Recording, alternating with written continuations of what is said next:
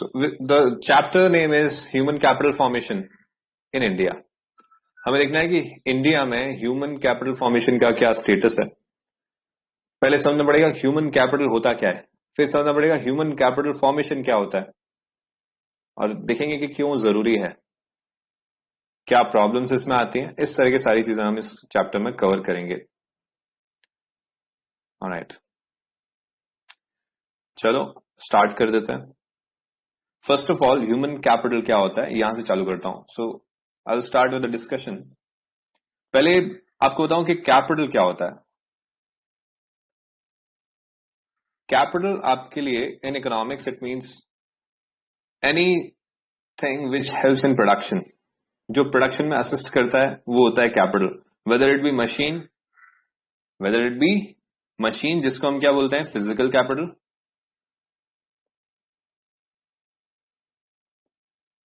और whether it be labour जिसको हम क्या बोलते हैं, ह्यूमन कैपिटल।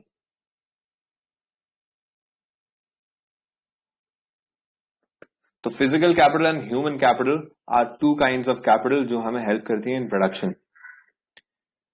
ह्यूमन कैपिटल का हमारा दूसरा नाम हो जाता है लेबर। जब हम पढ़ रहे होते हैं मैक्रो इकोनॉमिक्स तो हम फिजिकल कैपिटल को ही कैपिटल समझते हैं, ठीक है।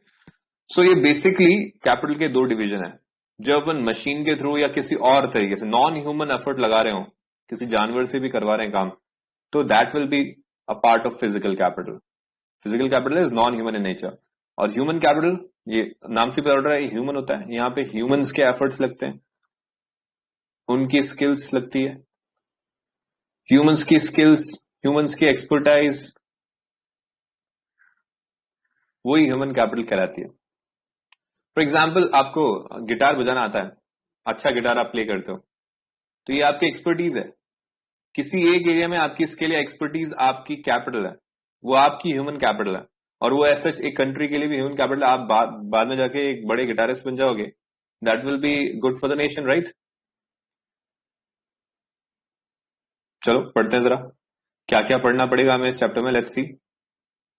First of all we need to understand the concept of human capital, कि ह्यूमन कैपिटल क्या होता है और ह्यूमन कैपिटल फॉर्मेशन क्या होता है।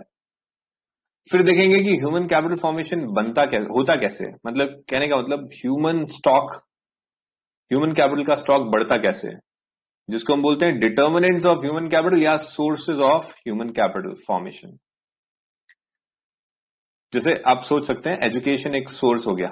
अगर आप अच्छे एजुकेटेड हैं तो आपका ह्यूमन कैपिटल फॉर्मेशन होगा जरूर से। Role of human capital formation, की क्यों ह्यूमन कैपिटल फॉर्मेशन काम का है, उससे क्या फायदा होता है या क्या फर्क पड़ जाता है, ओवरऑल इकोनॉमिक ग्रोथ में क्या फर्क पड़ता है मेनली। फिर हम पढ़ेंगे problems facing human capital formation in India, कि इंडिया में ह्यूमन कैपिटल फॉर्मेशन को क्या क्या प्रॉब्लम देखने को आ रही है।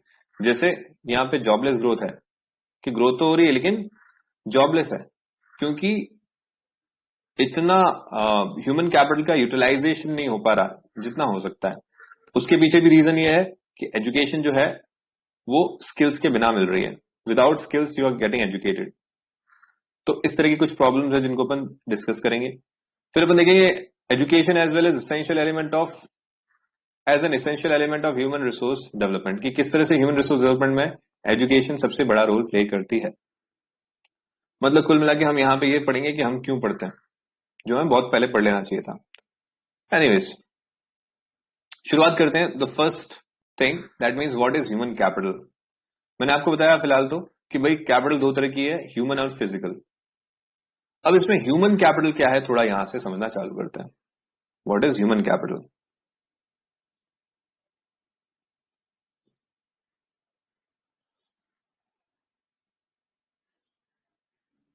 ह्यूमन कैपिटल मीन्स आप और मैं, सिंपली आपकी और मेरी स्किल्स, आपकी और मेरी एक्सपर्टीज, ये कहलाती है human capital.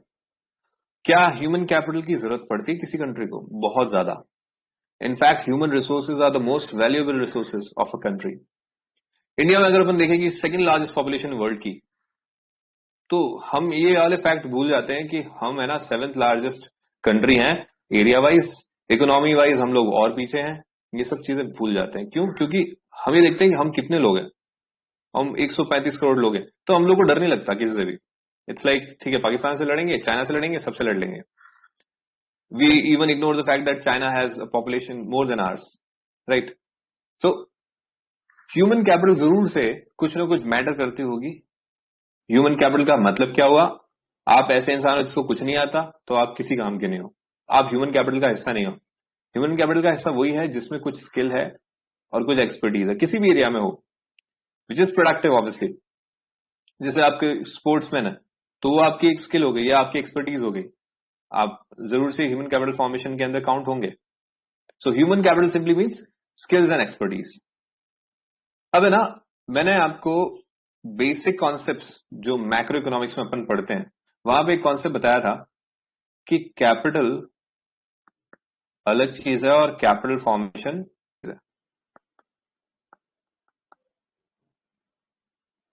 Capital is different from capital formation. मैंने आपको समझाया था कि कैपिटल फॉर्मेशन का मतलब होता है इन्वेस्टमेंट, क्योंकि इन्वेस्टमेंट के थ्रू ही कैपिटल बनता है। बस इसी के आगे ह्यूमन लगा दें तो हमें थोड़ा थोड़ा समझ में आने लग जाएगा। ह्यूमन कैपिटल होता है अगर स्किल एंड एक्सपर्टीज, तो ह्यूमन कैपिटल फॉर्मेशन क्या होगा? स्किल और एक्सपर्टीज में इन्वेस्टमेंट, कि किसी तरह से स्किल और एक्सपर्टीज बढ़ जाए, उसमें चेंज आ जाए। So how can we define human capital formation? We can define it as the process of adding to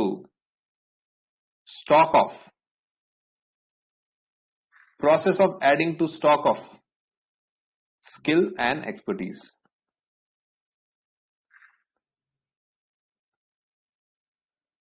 skill और एक्सपर्टीज के अंदर एडिशन करने की प्रोसेस को हम क्या बोलेंगे?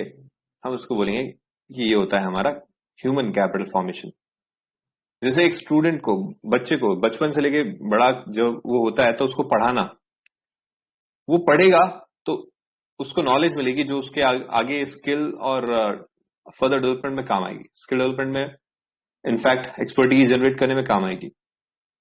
That will lead to investment in somebody's skills और expertise, and that is what human capital formation. इसीलिए तो आपके पेरेंट्स आपको पढ़ाते हैं बचपन से कि ठीक है, so that you can reach to a situation where you are able to generate some productive livelihood for yourself, right? So no doubt education is one of the major factor human capital formation में, हालांकि और भी होते हैं। तो फिलहाल हमने अभी दो चीजें पढ़ी हैं कि ह्यूमन कैपिटल क्या होता है और ह्यूमन कैपिटल फॉर्मेशन क्या होता है। थोड़ा सा मैं उसके लिए आपको यहाँ पे डिस्कशन कर देता हूँ। Human capital refers to stock of skill and expertise.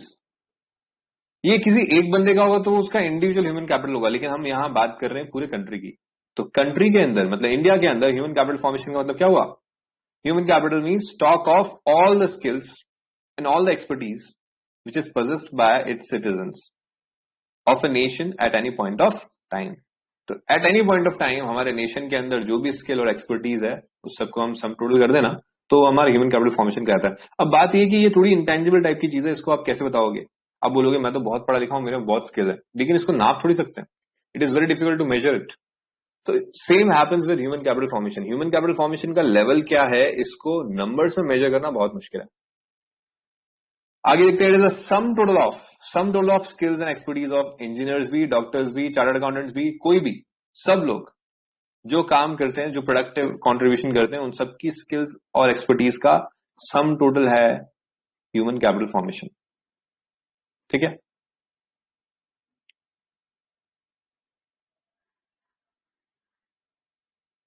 सो यहां पे आप डायग्राम में देख सकते हैं, फार्मर क्रॉप का प्रोडक्शन कर रहा है, एक फार्मर दूसरी तरह से क्रॉप का प्रोडक्शन कर रहा है। दोनों फार्मर्स के क्रॉप के प्रोडक्शन में आपको थोड़ा थोड़ा फर्क नजर आ रहा होगा। ये पिक्चर का डिपिक्शन इसलिए इस तरह से दे रखा है सो दैट आप थोड़ा सा कंपेयर कर सको कि दोनों में फर्क क्या है। थोड़ा थोड़ा फर्क मैं आपको बताता हूं। ये वाला जो फार्मर है जो थोड़ा पुअर लग रहा है, इसको इतना नॉलेज नहीं है, इसके अंदर इतनी अंडरस्टैंडिंग नहीं है, इतनी स्किल्स नहीं है जितनी इस रिच वाले फार्मर में है। क्यों हुआ होगा ऐसा? बचपन से पढ़ाई करी होगी, पहले से टारगेट सेट होंगे कि क्या करना है। वो पढ़ाई के साथ साथ सिर्फ एजुकेशन नहीं, उसने प्रैक्टिकल एक्सपोजर भी लिया होगा और फिर उसको इम्प्लीमेंट किया, तो देखने को क्या मिलता है कि this person has a bigger heap of produce as compare to this person, right? तो यही अल्टीमेटली ह्यूमन कैपिटल का फर्क हो जाता है।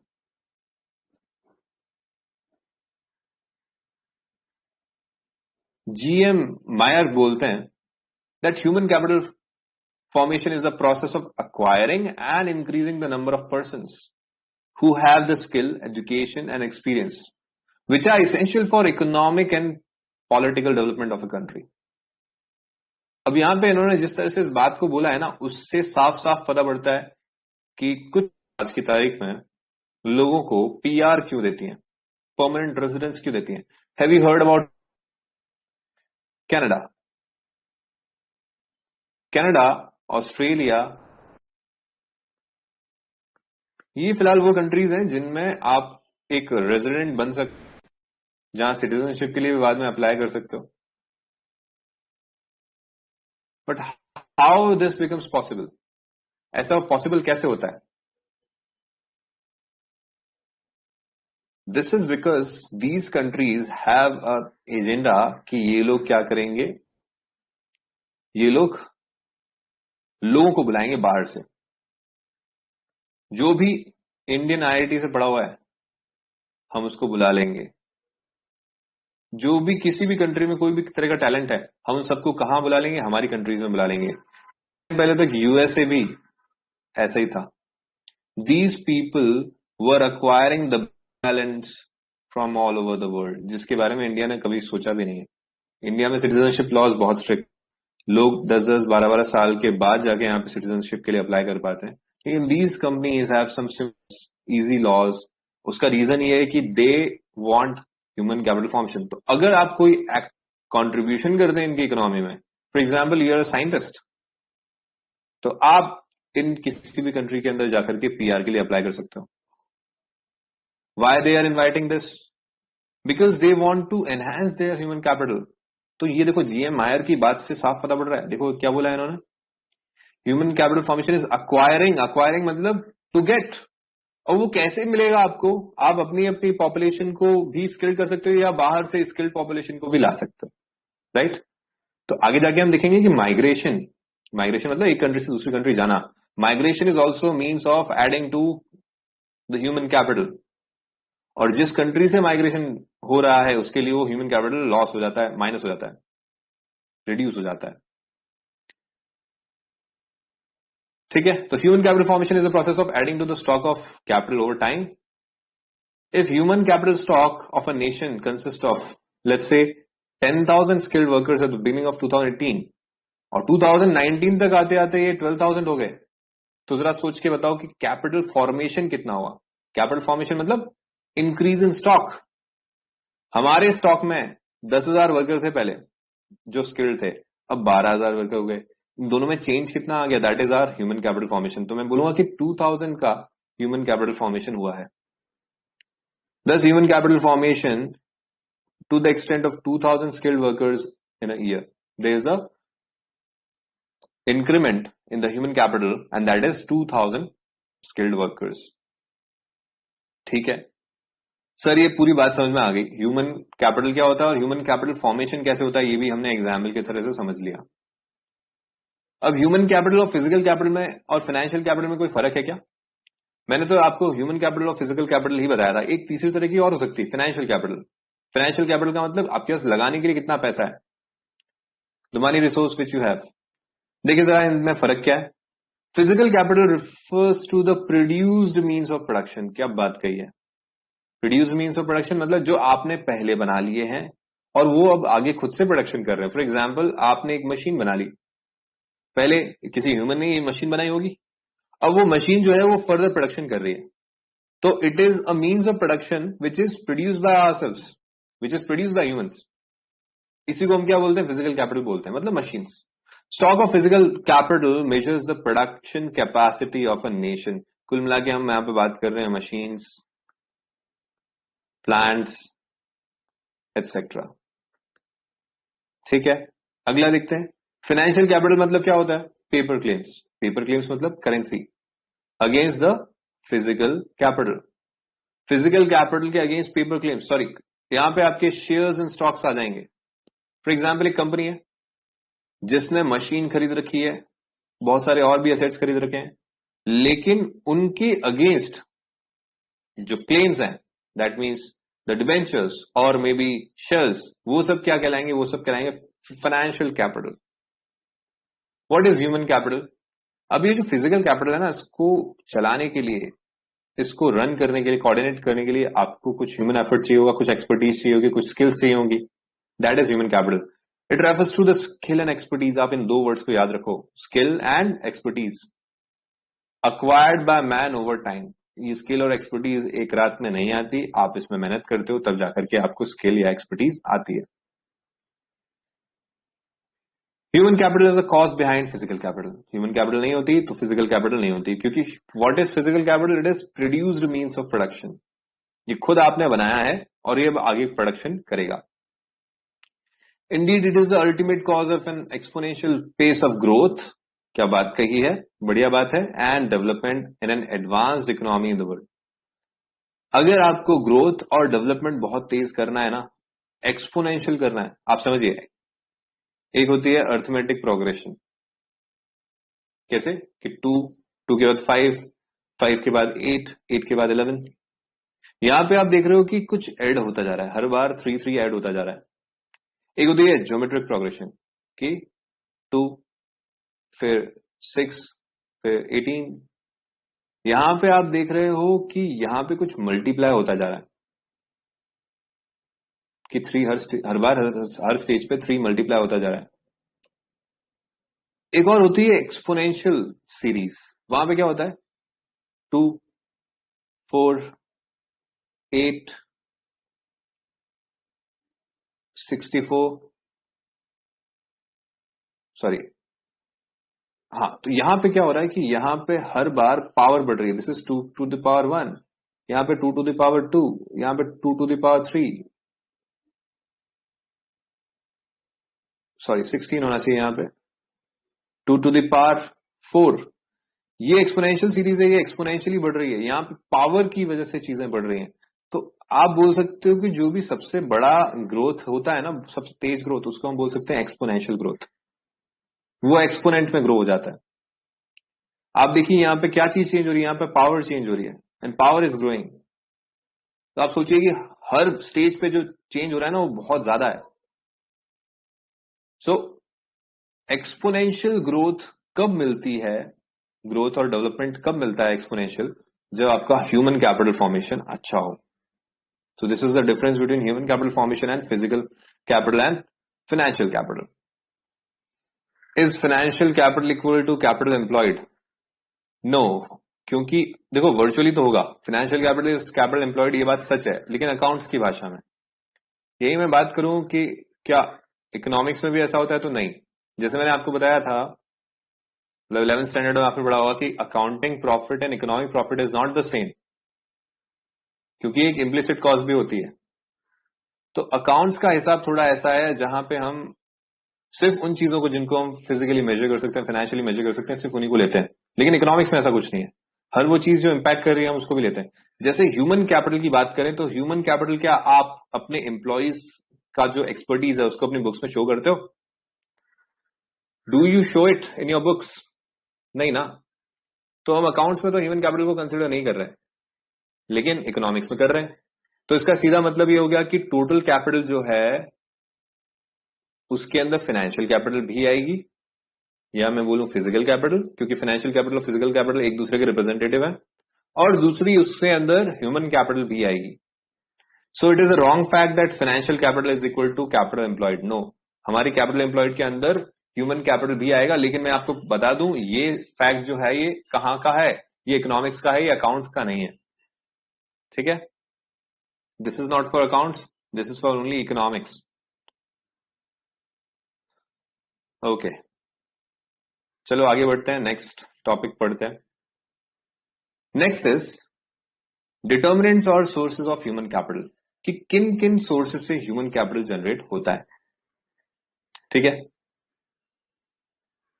सो बोलता हूं कि कौन सी चीजें ऐसी हैं जिससे ह्यूमन कैपिटल कितना होगा, अच्छा होगा, बुरा होगा, कम होगा, ज्यादा होगा, ये सब इफेक्ट होती हो, मतलब ह्यूमन कैपिटल को इम्पैक्ट करने वाले सारे चीजें, जिनको बोलूंगा sources of human capital.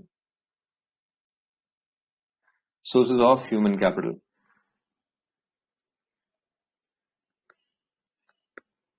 Human capital के सोर्सेज में सबसे पहला सोर्स आता है और जो सबसे इंपॉर्टेंट है दैट इज एजुकेशन। तो बोल सकता हूं कि आपका एजुकेशन पे कितना एक्सपेंडिचर है, expenditure on education, that is a significance source of human capital. आप पढ़ाई पे खर्चा करते हो, अगर ज्यादा खर्चा करते हो तो हाँ ह्यूमन कैपिटल फॉर्मेशन ज्यादा होगा, कम खर्चा करते हो तो आपका ह्यूमन कैपिटल फॉर्मेशन कम होगा। मैं यहां सिर्फ वो एजुकेशन की बात नहीं कर रहा जो आप जैसे स्कूल में आप जो सब्जेक्ट्स पढ़ते हो वो नहीं, इसके अलावा भी education is there are lot variety of vocational trainings and education जो आपका एजुकेशन का पार्ट बनती है। आप जो स्कूल एजुकेशन ले रहे हो ना, that is basic education only. उसके अलावा आपको क्या कोई स्पोर्ट्स का अगर स्पेशल ट्रेनिंग आप ले रहे हो, कहीं कोचिंग के लिए जाते हो, उसके लिए स्पोर्ट्स की कोचिंग के लिए, तो that is another education.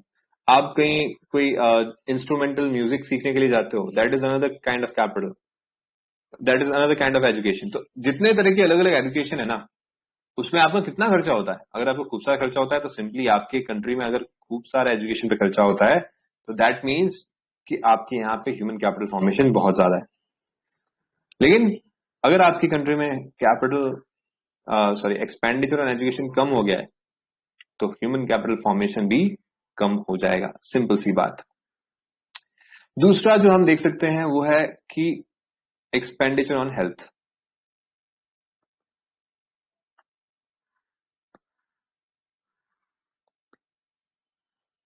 Poverty वाले चैप्टर में हमने देखा था कि एजुकेशन हो गया, हेल्थ हो गया, ये सब बेसिक रिक्वायरमेंट्स के अंदर आते हैं। अगर आपकी हेल्थ पे आप खूब सारा खर्चा ना करोगे, मतलब जितना अप्रोप्रिएट है उतना नहीं करोगे, तो ऐसी सिचुएशन आ जाएगी जहां हो सकता है कि you have a very healthy mind but you are not capable of doing any work because you are incapacitated. अगर आपका फिजिकल जो बॉडी है वो अगर काम नहीं कर पा रहा तो आप मेंटल अपनी स्किल्स से कुछ ज्यादा नहीं कर पाओगे, right? So expenditure on health is another source of human capital. If you are spending a lot on your health, कि आप अच्छा खाना खाते हो, अपना ध्यान रखते हो, आप टाइम टू टाइम डॉक्टर के पास जाते हो जब भी आपको कोई दिक्कत आती है, तब अनअटेंडेड नहीं छोड़ते हो डिजीजेस को, इन सब चीजों की वजह से आपकी हेल्थ अच्छी रहेगी, और हेल्थ अच्छी रहेगी तो आपका प्रोडक्टिव आर ज्यादा होगा as compare to non productive. Because सब लोग बोलते हैं ना भाई, healthy brain resides in a healthy body, right? So same thing है, expenditure on health is very important अगर आपको ह्यूमन कैपिटल फॉर्मेशन खूब सारा करना है तो। एक और जो बहुत इंपॉर्टेंट चीज आती है जो हमें इंडिया में देखने को नहीं मिलती, that is on the job training. On the job training, कि काम करते करते आप काम सीखें, ऑन द जॉब ट्रेनिंग वो बहुत ज्यादा नहीं है। जैसे मैं बोलूं कि आपको अकाउंट्स आती है, आप बहुत अच्छे क्वेश्चंस कर लेते हो अकाउंट्स के, बैंक रिकंसिलिएशन स्टेटमेंट, क्या बैंक रिकंसिलिएशन स्टेटमेंट बनाते हो आप, बहुत अच्छे से आपने 11th स्टैंडर्ड पढ़ा था। लेकिन अगर मैं आपको एक्चुअल में कोई बैंक रिकंसिलिएशन स्टेटमेंट बनाने के लिए दे दूं, मैं मेरी पासबुक निकाल करके आपको दूं और बोलूं यार ये देखो मेरी ये डिटेल्स हैं, जरा बीआरएस बना दो मेरे लिए, आप शायद नहीं बना पाओगे, बिकॉज उसमें एंट्रीज जिस नाम से हैं उस नाम से थोड़ी आपकी बुक्स में थी। आपकी बुक्स में वो सिंप्लीफाइड फॉर्म में थी। मेरी पासबुक में सिर्फ लिखा हुआ है नॉर्मल कुछ भी, paid to UPI number this and this. तो आप क्या करोगे उसको, आप पहले आपको उसको आइडेंटिफाई करना पड़ेगा ये ट्रांजैक्शन किस नेचर का है, उसके लिए आपको बाकी चीजें आनी चाहिए, उसके लिए आपको कांटेक्ट करना पड़ेगा लोगों को। कहने का मतलब at the end of the day जो भी आपने अकाउंटिंग सीखी है प्रैक्टिकल लाइफ में वो किसी काम की नहीं है, क्योंकि आपका अब तक प्रैक्टिकल एक्सपोजर नहीं है। So what do you require to generate that skill? ठीक है, मान लिया वो स्किल मिसिंग है, लेकिन वो स्किल जनरेट कैसे करें? ऑन द जॉब ट्रेनिंग करके। आप कहीं चार्टर्ड अकाउंटेंट के अंदर या कहीं किसी अकाउंटिंग फर्म में इंटर्नशिप करो, टाइम पास के लिए चले जाओ, थोड़ा देखो कहाँ पे काम कैसे होता है, then you might have some understanding and that will improve your, as a human being, it will improve your human capital. All right. तो एक्सपेंडिचर ऑन एजुकेशन, फिर हेल्थ, और फिर ऑन द जॉब ट्रेनिंग. इसके अलावा क्या होता है ना, किसी भी डेवलपिंग कंट्री के अंदर जो नई जनरेशन है, जो यंग जनरेशन है, वो तो धीरे धीरे करके पढ़ रही होती है, लेकिन जो ओल्ड जनरेशन है उसके साथ प्रॉब्लम ये है कि अब वो पढ़ नहीं पाती क्योंकि वो टाइम निकल गया. हालांकि अगर अपॉर्चुनिटी मिले तो वो भी पढ़ सकता है, लेकिन उनके लिए क्या करना पड़ेगा कि बहुत ज्यादा तो या तो सुबह सुबह बहुत जल्दी या शाम को बहुत लेट उनके क्लासेस लगानी पड़ेंगी, है ना, क्योंकि दिन के टाइम में उनका जॉब होगा, ऐसा कुछ होगा. तो हम इसको बोलते हैं study programs. Study programs for adults. Adults के लिए भी स्टडी प्रोग्राम्स होने चाहिए जहां पे वो अपनी स्किल्स को बढ़ा सकें. इनफैक्ट आज की तारीख में ग्लोबल वर्ल्ड में एक कॉन्सेप्ट आया है जिसको बोलते हैं लाइफ लॉन्ग लर्निंग. बहुत ज्यादा जरूरी है. अगर आप पहले से किसी जॉब में हो ना, तो भी आपके जॉब को खतरा है, जबकि आप आपका जॉब बहुत अच्छे से करते हो. क्यों है खतरा? क्योंकि देर इज अ पॉसिबिलिटी कि कुछ अपग्रेड्स आए टेक्नोलॉजी में जिसके लिए आप हो जाएं पुराने, क्योंकि you are not updating yourself. And with the pace at which the current technology is changing, ये बहुत ज्यादा प्रोबेबल है कि हर इंसान कहीं ना कहीं अपनी लाइफ टाइम में, अपने जॉब में ये एक्सपीरियंस करेगा कि वो अपडेट नहीं होगा तो उसका जॉब जा सकता है. जैसे what happened in the case of banking. पहले बैंकिंग में कंप्यूटर्स का यूज नहीं होता था, लेकिन आज आप देखो किसी बैंक में बिना कंप्यूटर के यूज हो ही नहीं सकता, बैंकिंग हो ही नहीं सकती. It is not possible without the use of computers and electronics. तो जिन लोगों ने उसके साथ कोप अप नहीं किया, जिन्होंने बोला कि मेरे को तो कंप्यूटर चलाना नहीं आता और मेरे से नहीं होगा, they had to quit their jobs, right. तो स्टडी प्रोग्राम्स फॉर एडल्ट्स भी बहुत जरूरी है, जिससे उनका जो एग्जिस्टिंग कैपिटल फॉर्मेशन का लेवल है वो अपग्रेड हो सके और ज्यादा ग्रोथ एंड डेवलपमेंट में हेल्प कर सके. और क्या चीज है जो आपके ह्यूमन कैपिटल में कंट्रीब्यूट करती है? I told you, migration. India के अंदर ही देखें, let's talk about a city like Delhi और मुंबई. दिल्ली और मुंबई में हर चीज में इतना टैलेंट कैसे मिल जाता है? कैसे इन सिटीज में आपको बेस्ट से बेस्ट एथलीट्स मिल जाएंगे, बेस्ट से बेस्ट सबसे ज्यादा इंटेलिजेंट बच्चे मिल जाएंगे, सब कुछ बेस्ट कैसे मिल जाएगा यहाँ पे? Because people from all around the country migrate to the cities in search of better life style, better income, better other things, right. तो जब वो माइग्रेट करते हैं, कौन माइग्रेट करते हैं? पूरी कंट्री के अच्छे अच्छे लोग, जो ये देखते हैं कि यार इस सिटी में मेरा कुछ नहीं होगा जिसमें मैं रहता हूं, ये सिटी मेरे टैलेंट को पहचान नहीं पा रही, ये सिटी मेरे टैलेंट का यूटिलाइज नहीं कर पा रही, या मैं अपना टाइम वेस्ट कर रहा हूं यहाँ पे, मैं अपना टैलेंट वेस्ट कर रहा हूं, and I should go to place which can provide me better opportunities. तो people can migrate. And those people who think that India में ही अपॉर्चुनिटी नहीं है, they migrate abroad. That also happens. जैसे there significant Nepali population which migrates to India, because as compare to Nepal, India में ज्यादा अच्छी opportunities है, राइट. तो migration can be a cause और source of human capital formation. तो अगर कोई नेपाली आ रहा है जो बहुत टैलेंटेड है और इंडिया में आके वो बस जाता है, तो क्या इंडिया की जो ह्यूमन कैपिटल है उसमें कुछ इंक्रीमेंट होगा? बिल्कुल होगा. Same happens with Indians going abroad. कोई टैलेंटेड इंडियन जो इंडियन कैपिटल का हिस्सा था, इंडियन ह्यूमन कैपिटल का हिस्सा था, उसकी एक्सपर्टीज, उसकी स्किल्स इंडिया की स्किल्स के अंदर काउंट होती थी, अब वो चला गया यूएस, चला गया, या वो इसराइल चला गया, या वो कहीं और चला गया, वट एवर द केस में बी. क्या उससे हमारा ब्रेन ड्रेन हुआ? क्या उससे हमारा ह्यूमन कैपिटल फॉर्मेशन रिड्यूस हो गया? बिल्कुल हो गया. So migration is another factor which affects the source of human capital. आप देख रहे हैं ना, ये सब चीजें ऐसा नहीं है कि सिर्फ ह्यूमन कैपिटल में कंट्रीब्यूट करेंगी, ये सब चीजें न करने से आपकी ह्यूमन कैपिटल कम भी हो सकती है. मतलब it has both effects. Increase या डिक्रीज करने में इन सब चीजों का हाथ है, राइट. अगला जो आपका सोर्स ऑफ ह्यूमन कैपिटल आता है, that is expenditure on information.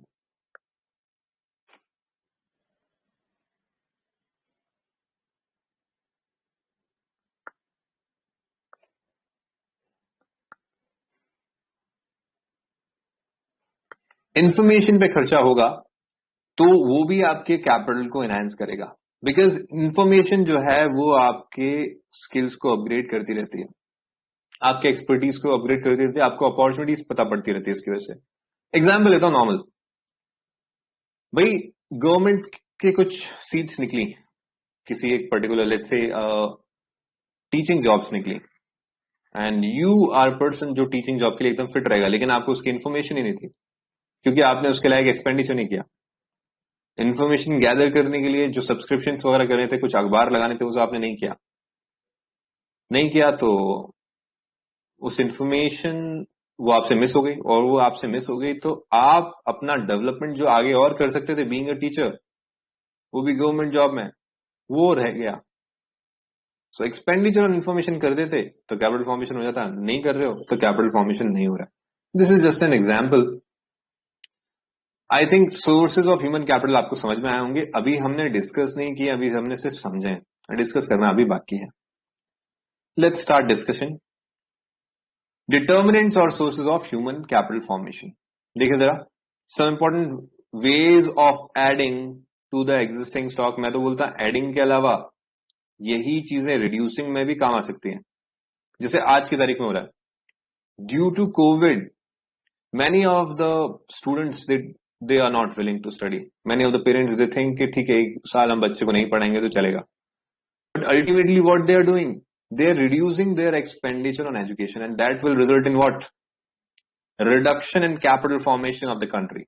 Human capital formation reduce हो जाएगा because they are not studying. एक कंप्लीट साल की नहीं पढ़ेंगे, हो सकता है उनके चांसेस बढ़ जाएं कि वो ड्रॉप आउट ही हो जाए फाइनली। उन्होंने सोच लिया कि अब पढ़ूंगा ही नहीं मैं, ऐसा सिचुएशन भी आ सकता है, डिस्टेस्टफुल हो सकता है।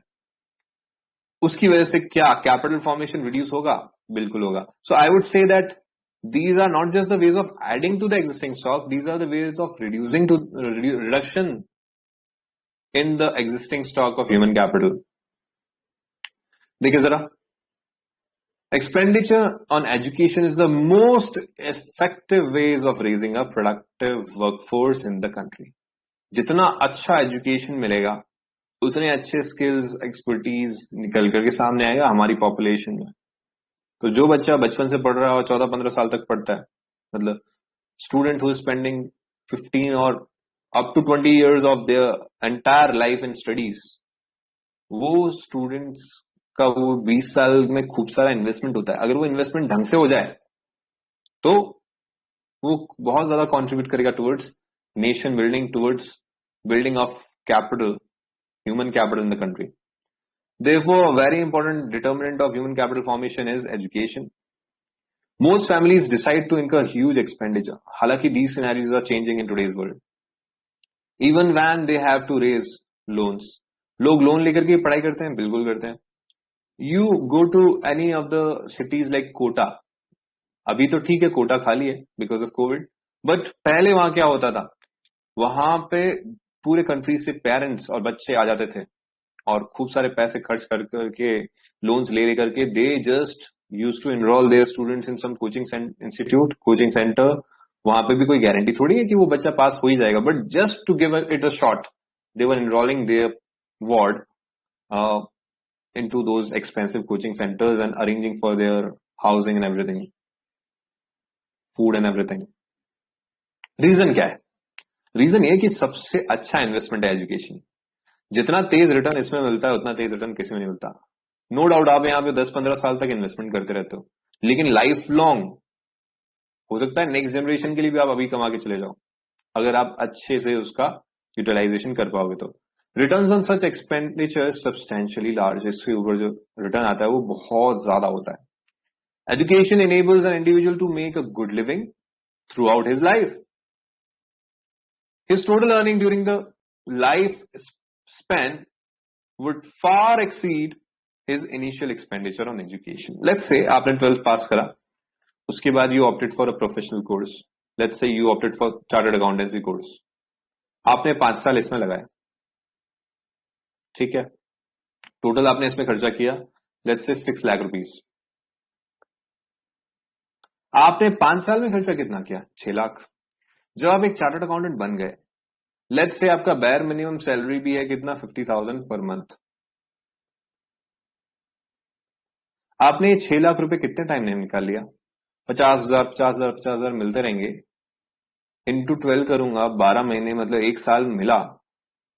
1 साल आपने नौकरी कर ली, आपने क्या कर लिया, 1 साल आपने चार्टर्ड अकाउंटेंट बनने के बाद नौकरी कर ली, तो आपने वो सारा खर्चा मीट आउट कर लिया, वो सारा जो आपने throughout your life as a student of chartered accountancy करा था।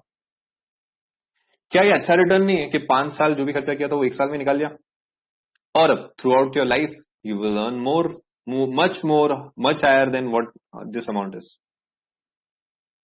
तो इसका जो रिटर्न है, इट फार एक्सीड्स, कई गुना ज्यादा होता है as compare to the initial expenditure. सही बात है। आगे बढ़ते हैं sir.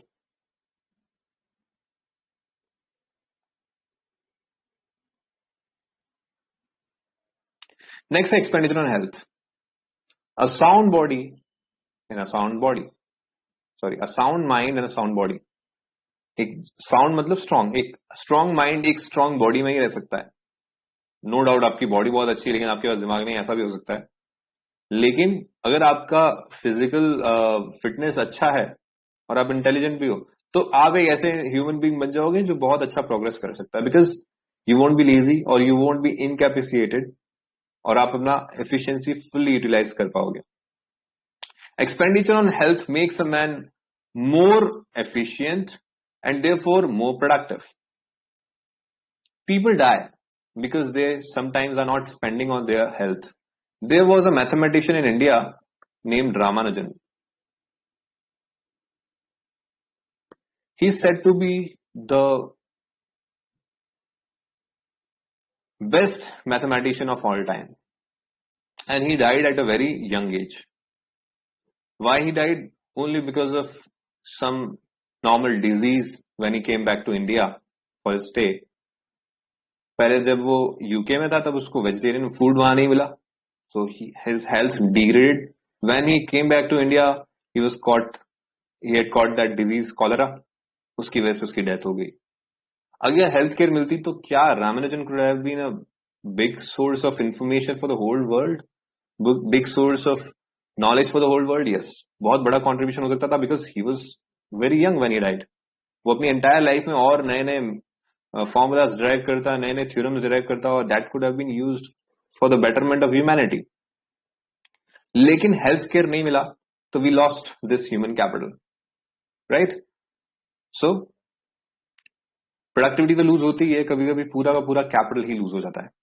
His contribution to the production process tends to rise, he adds more to GDP of a nation than sick person. एक बीमार आदमी जो काम करता है उसके कंपैरिजन में एक हेल्दी आदमी ज्यादा काम करता है, तो हेल्दी आदमी का जीडीपी में कॉन्ट्रीब्यूशन ज्यादा होगा, बीमार का कम होगा। Expenditure on health is an important determinant of human capital formation. I think this point is also easily understood. तो हमें इसमें क्या क्या लिखना है? हमें लिखना है कि अगर हेल्थ केयर पे अच्छा खर्चा हुआ तो आपकी एफिशिएंसी बढ़ जाएगी। When we compare a sick person and a healthy person, तो हेल्दी पर्सन की प्रोडक्टिविटी ज्यादा होती है। So without proper health your mind will also not work, you will have lesser productivity. So while investing in health, you are actually investing in human capital. अगला on the job training मैंने आपको बताया, जहां पे आप क्या कर रहे हो, एक्चुअल में काम के एनवायरमेंट में आप सीख रहे हो। On the job training helps workers to hone और शार्पन देयर स्पेशलाइज्ड स्किल्स। अगर आप में स्किल है तो स्किल शार्प हो जाएगी, अगर आप में स्किल है ही नहीं तो आप में स्किल डेवलप हो जाएगी। It enables them to raise the level of their efficiency and productivity. Firms are always inclined to undertake on-the-job training programs. Firm चाहती हैं कि एम्प्लॉय को पहले हायर कर लें, हम ट्रेन करें, फिर उसके बाद 1-2 हफ्ता, उसके बाद हम उसको क्या करें, जॉब पे लगाएं। ये 1-2 हफ्ता जो हमने ट्रेन किया है, ये भी हम ट्राई करें कि काम के साथ साथ ही इसको सिखा पाए, कोई सीनियर इसको ओवरसी करता रहे और वहीं से ये सीखता रहे। Because returns on account of enhanced productivity far exceeds the cost of programs. तो ये जो अगर वोकेशनल ट्रेनिंग प्रोग्राम्स हैं ऐसे, जिनसे on the job training programs जिससे आप जॉब पे ही सीख पाओगे, एक तो इनकी कॉस्ट भी बहुत कम लगती है, दूसरा जितनी भी कॉस्ट लगी ना उससे कंपैरिजन में इसके बेनिफिट्स बहुत ज्यादा हैं, बहुत जल्दी इंप्लॉय सीख लेता है क्योंकि वो एक्चुअल इन्वायरमेंट में काम कर रहा होता है। सो एक्सपेंडिचर ऑन सच ट्रेनिंग्स जितना ज्यादा एक्सपेंडिचर होगा किस पे, ऑन द जॉब ट्रेनिंग पे, उतना ज्यादा अच्छा होगा, उतना ज्यादा कैपिटल फॉर्मेशन होगा. नेक्स्ट है study programs for adults. Other than formal education at primary, secondary and university levels, the government and NGOs, कई सारी NGOs भी हैं जो इसको प्रमोट कर दिए, organize study program for adults to make them proficient in their work areas. जैसे कोई बैंकर है जिसको अच्छा कंप्यूटर फ्रेंडली नहीं है, जो उसको अगर कंप्यूटर ट्रेनिंग मिल जाए तो उसके लिए क्या होगा, उसका जॉब बच जाएगा या उसका जॉब एफिशिएंट हो जाएगा या upgrade. This enhances their productivity, serving as a source of human capital formation. तो आप किसी एक को जो पहले से पढ़ा लिखा भी है, सब कुछ है, और अब आप क्या कर रहे हो, उसको उसकी स्किल्स अपग्रेड कर रहे हो थ्रू अडल्ट स्टडी प्रोग्राम, तो उस केस में उसकी प्रोडक्टिविटी और बढ़ जाएगी और that will be good for the whole economy, whole country. उसकी कंट्री के अंदर भी क्या हो जाएगा, उसकी वजह से कैपिटल फॉर्मेशन बढ़ जाएगी. ये भी समझ में आ गया sir. Next is migration. I told you, अगर माइग्रेशन इनवर्ड होगा, अच्छे लोगों का inward migration will increase the human capital formation. Outward migration will reduce the human capital formation. Migration contributes to human capital formation as it facilitates utilization of otherwise inactive skills. Ramanujan का ही example लेते हैं. When he was in India, he was doing nothing, almost nothing. He was an accountant, simply एक accountant था. जो भी उसका दिन भर का काम था 1 घंटे में कर लेता था और बाकी फालतू बैठा रहता था. He was doing nothing with his skills. But जब वो जैसे तैसे यूके गया, वहां वो मैथमेटिशियंस के साथ पूरा दिन बिताता था, उनके साथ अलग अलग तरह की रिसर्चेस करता था, and he used to utilize himself which otherwise could have been wastage of his talent. उसने उसको माइग्रेट करके, खुद को माइग्रेट करके यूटिलाइज कर लिया. So this is what people in villages do. उनको लगता है कि हम हमारा टैलेंट अगर वेस्ट कर रहे हैं तो we should go to somewhere जहां पे अपॉर्चुनिटी हो और उस अपॉर्चुनिटी को हम इनकैश कर सकें. तो utilization of inactive skills of people, और इट फैसिलिटेट्स फुलर और बेटर यूटिलाइजेशन ऑफ स्किल्स. से क्या होता है, अपॉर्चुनिटी जिस तरह की है उसमें सबसे बेस्ट आप क्या यूटिलाइज कर सकते हो, वो आपको अपॉर्चुनिटी नहीं है तो आप क्या करोगे, अपने टैलेंट को, अपनी स्किल को वेस्ट कर दोगे. माइग्रेशन, लेकिन इसमें भी कुछ कॉस्ट लगती है. कुल मिलाकर के ह्यूमन कैपिटल फॉर्मेशन में कॉस्ट लग रही है ना, हर चीज में कॉस्ट लग रही थी अब तक. माइग्रेशन में क्या कॉस्ट है, आपको ट्रांसपोर्ट भी तो करना पड़ेगा. आप एक सिटी से दूसरी सिटी जाओगे, फिर वहां रहना भी तो पड़ेगा. तो cost of transportation from one place to another and cost of living in the different social environment. जहां आपके पास खाने का जुगाड़ नहीं है, आपको पहले खाने का जुगाड़ करना पड़ेगा. हो सकता है आपको वहां पे रेंट पे कोई घर लेना पड़े जहां आप रहोगे. So there are many other expenses also which are involve in migration. फिर भी लोग माइग्रेट करते हैं क्या? हाँ करते हैं. क्यों करते हैं? क्योंकि gains of migration are greater than cost of migration. Cost of migration तो किसमें थी? लिविंग में थी और ट्रांसपोर्टेशन में थी.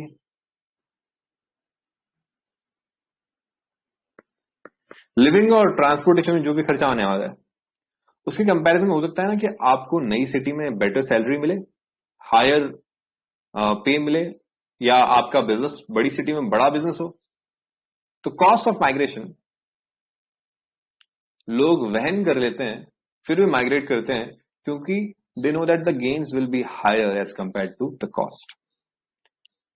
तो अब जो नई जगह है जहां पे आप आ गए हो अपने गांव को छोड़ करके, वो नई जगह में एक तरह से आपके आने की वजह से उनका स्किल, उनका ओवरऑल जो ह्यूमन कैपिटल था वो एनहांस हो गया. Right. Migration leads to capital formation through better और फुल यूटिलाइजेशन ऑफ स्किल्स. ठीक है. अगला है एक्सपेंडिचर ऑन इंफॉर्मेशन. इंफॉर्मेशन कैसी? Generally job related information related to job markets and educational institutions offering specialized skills is an important determinant of skill formation. आपने 12th standard पास कर लिया लेकिन आप किसी भी अच्छे कॉलेज या यूनिवर्सिटी में अप्लाई नहीं कर पाए क्योंकि आपको इन्फॉर्मेशन नहीं थी कि कैसे अप्लाई करना है, क्या तरीका है. तो आपको कुछ कॉस्ट इनकर करनी चाहिए थी ना, इन्फॉर्मेशन गैदर करनी चाहिए थी, तब जाकर के आप फर्दर स्टडीज अच्छे कॉलेज से करते तो आपका ह्यूमन कैपिटल फॉर्मेशन और ज्यादा होता. तो there is a cost to that information जो आपको बियर करनी चाहिए. It enables people to actualize their productive potential.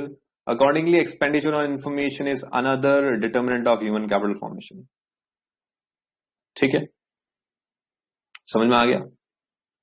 ये सब समझ में आ गया सर?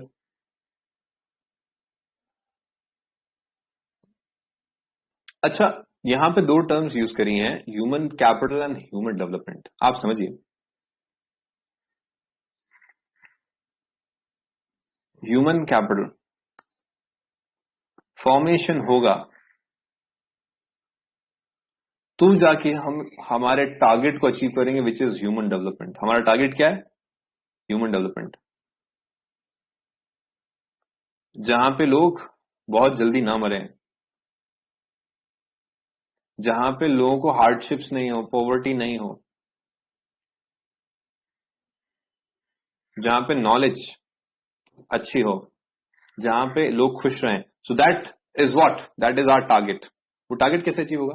आप कैपिटल फॉर्मेशन करो. कैपिटल फॉर्मेशन करोगे तो उससे इनकम जनरेट होगी, उससे हेल्थ अच्छी होगी. हेल्थ अच्छी होगी, लॉन्गेविटी बढ़ेगी. लॉन्गेविटी मतलब कितना टाइम आप जीते हो, आपकी एज कितनी होती है. जैसे एवरेज एज इंडिया में लेट्स से 70 है. थोड़ा अगर कैपिटल फॉर्मेशन होगा तो लोगों की हेल्थ पे भी इन्वेस्टमेंट होगा. इस केस में वो हो सकता है कि 70 जगह 75 हमारी एवरेज हेल्थ हो जाए. वो क्या, किस चीज की तरफ बढ़ रहे हैं हम? ह्यूमन डेवलपमेंट की तरफ बढ़ रहे हैं. तो human development is the ultimate goal and human capital formation is the way to achieve that goal. Right, ये दोनों चीजों में फर्क है. यहाँ पे एक नोट दे रखा है, आप प्लीज उसको पढ़ेगा. मैं थोड़ा सा आपके लिए पढ़ देता हूँ. Human capital and human development are related concept but identical नहीं है. Human capital is the means. Means मतलब क्या होता है? Resource to an end. End क्या होता है? एंड का मतलब होता है वांट. हमारी वांट क्या है? Human development.